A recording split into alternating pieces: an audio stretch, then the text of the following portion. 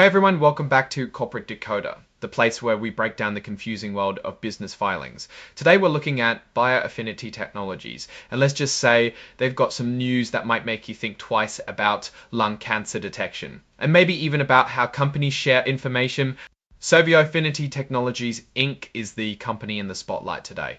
They filed a Form 8K, which is basically a current report to let everyone know what's going on, especially when something significant happens. This isn't a regular update like a quarterly or annual report. An 8K is filed when a company has something important to announce that the public already needs to know about. Think big news like a merger, bankruptcy, or in this case, a press release that could impact how people see their technology. The news they're sharing happened on September 3rd, 2025. It's always good to know when the events actually took place for these reports. This filing is with the US Securities and Exchange Commission, or the SEC. They're like the watchdogs of the economy, making sure companies are honest and transparent with their investors. First things first, bioAffinity Technologies is incorporated in Delaware. This is pretty common for US companies as Delaware has business-friendly laws. This is their commission file number. It's like their unique ID with the SEC. And this is their employer identification number, or AIN, from the IRS. It's their tax ID. This is where their main office is located. Knowing the address isn't super critical for our analysis, but it's part of the official record. Now let's talk about what they're actually working with. They have common stock. Every share has a par value of 0.7. Par value is a nominal amount set in the company's charter, and it doesn't really reflect the market price or what the stock is truly worth. It's more of a legal accounting concept. Think of it as the minimum price below which shares can't be issued. And their stock trades under the ticker symbol BIAF.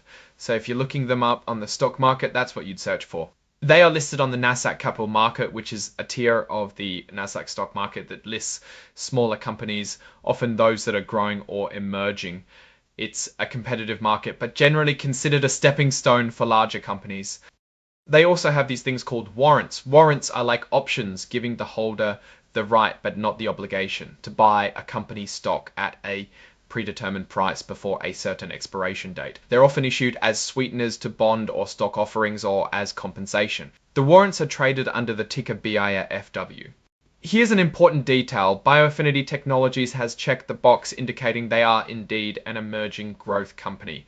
This means they meet certain criteria, like having less than $1 billion in annual gross revenue, and it allows them some flexibility with SEC reporting rules, including extended transition periods for financial accounting standards.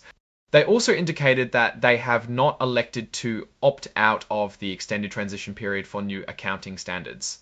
This means they can continue to follow older accounting rules for a bit longer, which can sometimes make comparisons to companies following the newer standards a bit tricky. Now let's get to the juicy part, the actual news they're reporting. This section, item 8.01, is for other events. The big news is that a magazine called US Medicine Magazine featured their product CyPath Lung. This is a pretty significant placement. The article apparently highlights how CyPath Lung could be a game changer for lung cancer detection, potentially making it better and cheaper for the US Department of Veterans Affairs or the VA.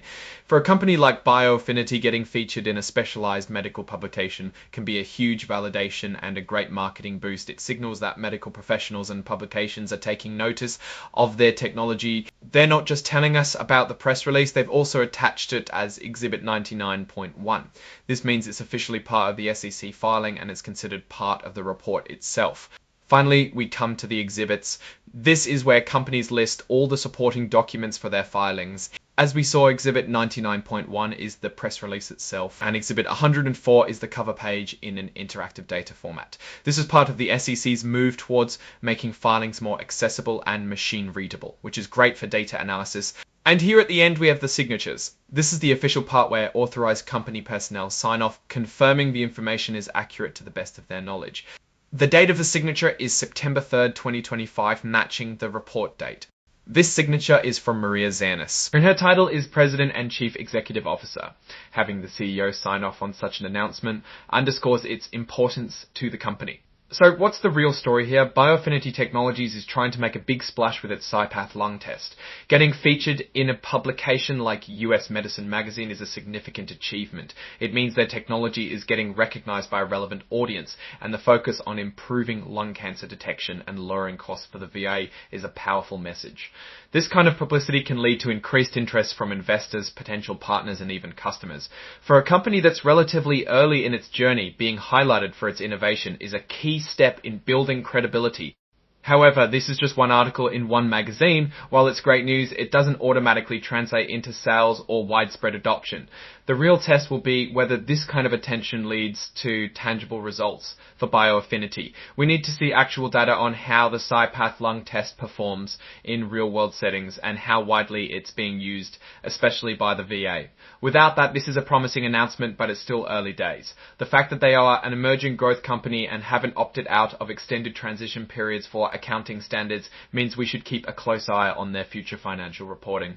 As they do eventually adopt newer standards, it might make their financial picture a bit less clear in the short term compared to more established companies. What's your take on this announcement? Do you think this press feature will make a big difference for bioAffinity Technologies? Let me know your thoughts in the comments below. If you found this breakdown helpful, please give it a thumbs up and subscribe to Corporate Decoder for more insights from the world of business filings. And don't forget to join our Discord community, linked in the description, for more in-depth discussions. Thanks for watching, and I'll see you in the next video.